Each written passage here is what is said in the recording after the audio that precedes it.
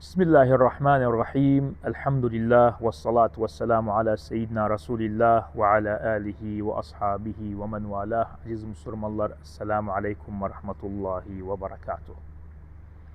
Seyyiduna Bişr el-Hafi. Bu büyük zat, bu büyük evliya, bu büyük el-Arif billah. Seyyidina Bişr el-Hafi'nin bugün istirih nece tövbe etti? Onu konuşalım siz için. Bu silsileden ki adın kurduğu mevakif min hayati el-evliyai ve salihin. Seyyidina Bişr el-Hafi, Allah razı olsun özünden, kâne raculen musrifen ala nefsihi. Asi birisiydi. Çok kötü işler yapardı. Bir gün cemaatini yığıptı evde. Affedersiniz, içki içirler, yani masiyet yapırlar. Allah Subhanahu ve Teala min rahmetihi bazı insanlar için resail gönderir. Dönsün, hatta Allah Subhanahu ve Teala'nın yoluna dönsün. O risale olabilir bir sadma olsun, olabilir bir kelime, bir cümle eşlesen bir alimden, olabilir bir mevkif olur, gözü önünde görürsen, ayıltırırsan, dönersen hatta Allah Azze ve Celle, olabilir bir azizu vefat eder, dönersen Allah Subhanahu Teala'nın yoluna. Seyyidina Bişr el-Hafi için Allah Subhanahu Teala bir risale gönderdi bu resailden.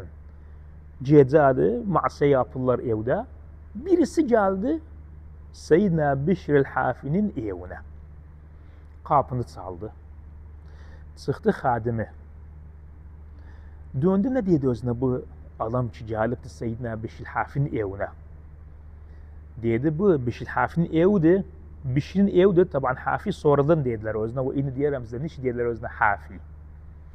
Bişr'in evidir bu. Dedi böyle. Dedi özüne taban bu cariyaydı. Hadimaydı o evde. Döndü bu adam dedi özüne. Hel seyyiduki hurrun em abd.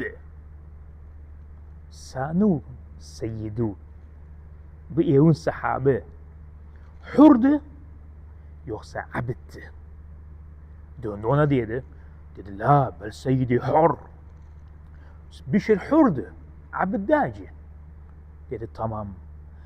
Lev kana abden lema asallaha azze ve cel. Allah Allah Allah Allah. Hakete bak. Doğru değilsen, eğer bu abd olsaydı, hakiki abd, Allah Azze ve Celle masiyet yapmazdı Allah Azze ve Celle. Gitti. Girdi içeriye cariye. Ha kimdi dedi, vallahi bir adamıydı, bir nasıydı. Ne dedi? Dedi vallahi benden bu sualı sordu. Sanu seyyidu hurdu yok abdti.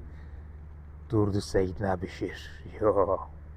Bu haket neydi? Dedi ben ne dedi özüne? Dedi vallahi ben dedim özü hurdu.